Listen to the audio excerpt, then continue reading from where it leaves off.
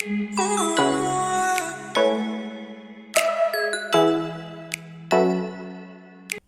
back to my channel. My name is Nomgcobo and welcome to Authentically Gee. If you are new here, welcome. I hope you enjoy your stay with us. If you are a returning evergreen person, welcome back. Please, for those who are new here, do not forget to click on the subscription button. It is completely free. Please do subscribe and click the notification bell so that you can get notification when I post a video. So today's video is about my birth story. My goodness. I gave birth to my firstborn in 2019 and then in 2015, and then I gave birth to my secondborn in 2019. Both experiences are completely different, and I will be sharing more about my daughter, which is my firstborn, journey, my birth story, because I feel like maybe you will see while I'm in the video how my experience was, because I feel like with my secondborn, my son, my entire pregnancy, I feel like I have missing dots because I was not fully present because of the experience that I had with my first pregnancy. So the year is 2015. I found out I was pregnant and my due date was in November. I remember the day when I took the pregnancy test. I'm not sure why. I don't remember why. I think I was feeling a bit sick. It has nothing to do with my period. I was just feeling a bit weird. So I said to my husband, I need to get a pregnancy test. And he was like, why? Why are you thinking you were pregnant? I was like, no man, I can feel it in my body. So I got a pregnancy test. I did a pregnancy test around about late afternoon. We were back from work. I know it's always advised to do it in the morning, but I was like, ah man, let me just do it. And it came back positive, and I just called my husband to the bathroom. I said, dude, come see. And we both laughed. We laughed so hard. It felt so unreal. We were like, what? No ways. No ways. So, and that's it. That's how we found out we were pregnant. For some time, we were like, can we do this? Can we do this? Because we were like so unsure if we're ready for the new chapter in our lives. So that's how it happened, and we embraced the new journey. My husband was there from day one, all the clinic, all the visits to the gynae, and all the checkups. I mean, he was there. My pregnancy was quite awesome, if I may say. I did not have any hectic morning sickness, and also I did not have a lot of cravings. I think I didn't have moments where I had to send my husband during the night to go buy me ibombi or whatever. So I didn't have major cravings. I was alright. My weight was also not so bad, if I may say. I was carrying very gracefully with my daughter's iron. I had no major issues. I enjoyed. I was active. I was working. It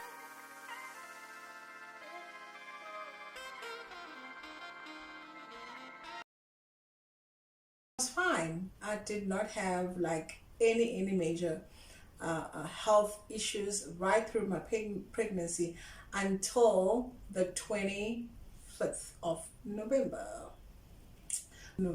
So that's when I started getting,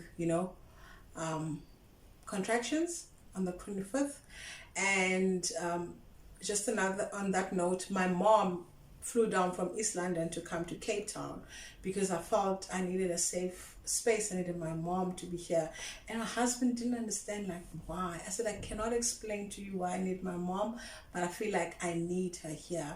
And I'll get into that in the story, how her being part of the journey, part of that moment, helped me in so many ways, and how it was vital for me to have her next to me. So my mom was here, 21st, I'm having contractions, and my mom is like, chill, relax. And I'm like, hi, well, mama, how can you say I must relax? And then she was like, is there anything on your underwear at the bathroom? I said, no. And then she was like, you need to wait for there will be like there'll be an indication when it's time. And then she was like, it's not time. And I'm like, but mama, I'm feeling like I'm getting like major contractions. And then my mom was like, okay, we need to time. Just take a deep breath. Don't panic. You're still fine. And I was like, hi, well, this woman, is she for real? Because I'm like, I'm feeling it. And there's one thing my mom said, guys, you really need to listen to your parents when it comes to these things. I planned for a natural birth. I was healthy. I had no issues. My doctor advised for natural birth. There was no health complications that would have allowed me to even consider having a Caesar. So what my mom said to me, Nomgcobo, calm down. If you rush to the hospital and you are panicking the way you are panicking, my child, I am telling you now, you are going to go for a Caesar. They're going to do a C-section. I was like, no, mama, no, I need to go. And at the time we live like the hospital is close by. I could literally walk to hospital. I didn't even have to drive there. It was like at the second street after we were leaving the block of flats. So I said, mama, no, I need to go. Guys, I did not listen to my mom. Anyway, I was like, mama, I am in pain right now. She was so chilled. My mom was having tea, guys. My mom was having tea and I was going through the most. And she was like, sweetheart, relax. And that was the 25th. Then it went on the whole day, the 25th. And then later my husband got home and I was like, Sana, we need to go to the hospital. I get to the hospital, they check my pressure and my doctor is not on duty. My doctor is away. Yes, my doctor is not available. So I got to see another doctor, another gynae. And then I was go through security, got through screening, and then I can't even remember the special code that I need to use. And like, I'm not okay. Luckily, my husband is there, and I'm like, you can deal. There, and yeah. So we get to the hospital, and my doctor is not there. Fast forward, my blood pressure is up. I got admitted. This is the 25th. I got admitted. And yeah, so I'm in hospital now. The 26th, I see my doctor, right? Yes. My doctor comes through for the morning visits. And she's like, Mrs. Galela, what's going on? Why are you here? And then I was like, I was having major contractions and whatnot, and my pressure is up. And then she was looking at my folder, and she was like, but you were fine the whole time. Like, what happened? She also didn't understand what am I doing there, because she knows I am supposed to be due after the 27th, somewhere there. So I then get induced. Yes, I get induced. I don't remember the details how I got there, but like in terms of being induced. And then I was taken to, then it's 2 days, and it's 2 days of me in hospital. And on the 27th, the whole day I was going through the most. It was just not happening. So Zion, which is my firstborn, I was just not reaching, I felt defeated at that present moment until the doctor came and said we are going to theater. This is where drama starts between me and my husband. So guys, my husband almost didn't make it to theater. So my gynae is not available. I don't remember what happened, but that was devastating for me not to have my doctor there. Secondly, my husband does not want me to go to theater.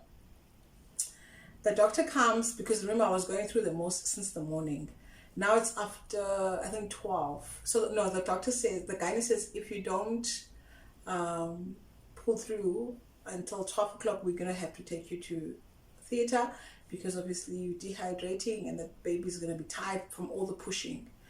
And then I said to the doctor, yes, bring the forms, let me sign. So my husband looks at me and he says, are you going to theater? I said, yes, of course. Like literally at that moment, I did not care. All I wanted to do was to give birth. So now my husband walks out. Guys, it was drama. Do you know drama? So my husband walks out because he's not happy by the fact that I'm going to theater. So he tells me he's not coming with. So I was like, okay, cool, I'm going. Because guys, hey, yo, if you ever given birth, you really don't care. You just want to give birth. So I said, okay, cool, I'm going. And I was like, signed, and I went to theater. And then in a few minutes, I saw him walking in. He was getting dressed, and he was walking in, and he was right by my side. But he was not happy. My husband was not happy about it. And then I gave birth, and Zion came out, and Zion looked so tired, so sleepy, and I was like thinking to myself, no wonder I struggle so much. You are so chilled. You were showing no intentions of helping me push out. So Zion came, my husband obviously took Zion, and then obviously I was left in theater, did the necessary procedures and whatnot. And then now I'm in hospital because I think you need to stay like 4 or 5 days of recovery before you're discharged. Now here is when the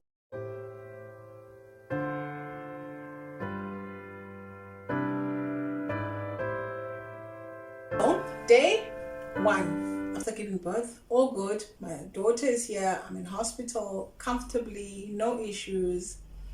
On the second day, I feel a bit of I don't know what I was doing. So I was laying and then I'm like, why am I so wet? Like my PJs like were wet.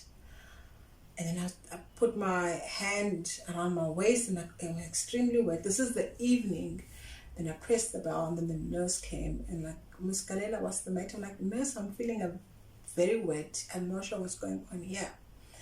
This was in my skull, in my cesarean skull. And then the nurse looked at it and I saw her face and I was like, oh, this is definitely something happening here. She didn't say anything. She just phoned. She said, I'm coming back now. And then she went to phone the doctor on duty, and then they came because it was at night.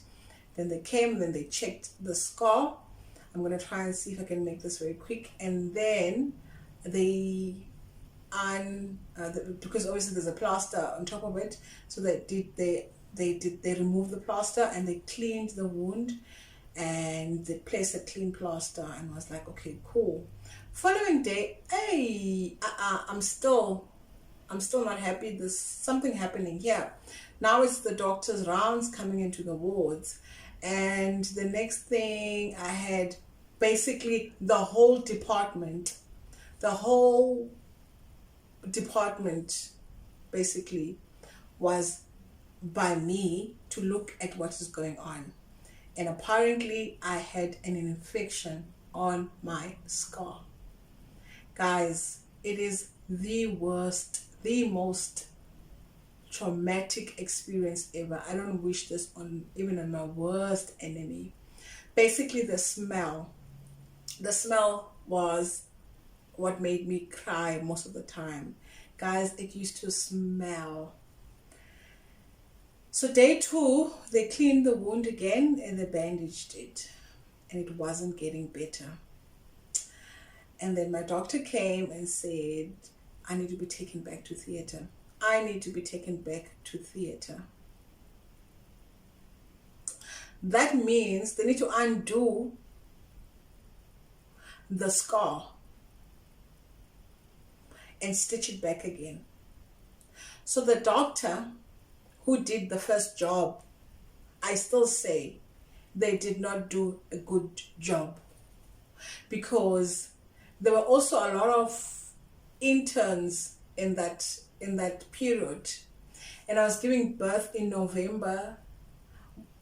Guys, I don't know whether the usual doctors, my usual gynaes, were maybe on leave. I don't know, but for some reason there was just a sense of it was disorganized, because I had an emergency Caesar, number 1. So the scar, I had to be taken to theater, and the instruction was given, they need to, because my gynae is a senior gynae, so they need to undo. She gave an instruction, they need to undo and restitch again, because it was oozing. There was like pus, excuse the content, guys, like it was terrible. And never mind the pain, the smell was just in another level. So they had to undo and restitch again. And that is the only time I got a sense of relief, the second time I went to theater. So basically I feel like I had to give birth twice, kind of, because I was in theater twice within the space of 3 days. Then I was kept again in hospital. They monitored me, and the scar, then my doctor was the only one dealing with me from that point, in terms of having to go back and forth. I'm so glad I lived close to the hospital at the time, because I had to go back every, I think every third day, for her to check and redress me. It took, it honestly, it's only when I talk about it that I realized that I went through the most traumatic experience when I was giving birth, to a point that it stole so much joy when I had my son, because I was constantly thinking, what's going to happen when I give birth? And to a point that I knew from day one, when I found out I was pregnant, that I'm going to do another season. Even though I felt healthy and 100% confident that I could have tried for a natural birth, but the second time I said, I don't want an emergency season. I want everything to be planned. And I made sure that my gynae is going to be available at that day. So the whole 9 months when I was pregnant with my son, I was constantly anxious and thinking, what's going to happen when I give birth? What's going to happen? To a point that I don't even have like photographs of me, like a lot. I don't have a lot of photographs of me when I was carrying my son, because the entire pregnancy was just, I was just being anxious and reflecting, because I actually never dealt with my experience. I never seek any professional help, of which I think I should have, because that completely stole my joy from my pregnancy, my second pregnancy. As much as it was easy, no health issues, but I still say it would have been even more beautiful if I was in it, like fully in it. So that is my birth story. Yeah, these things happen, and to get an infection. So yeah, I still say negligence, but when it comes to medical, when you want to go into, what can I say, a battle, a legal battle with a hospital, you need to know that you also have a very strong team behind you, if you're going to be taking that legal route. But yes, that was my birth story. And excuse me, that was my birth story. And yeah, I hope you enjoyed this video. Do not forget to subscribe and click on the notification bell. And thank you from me, Authentically G, to you, my evergreen people.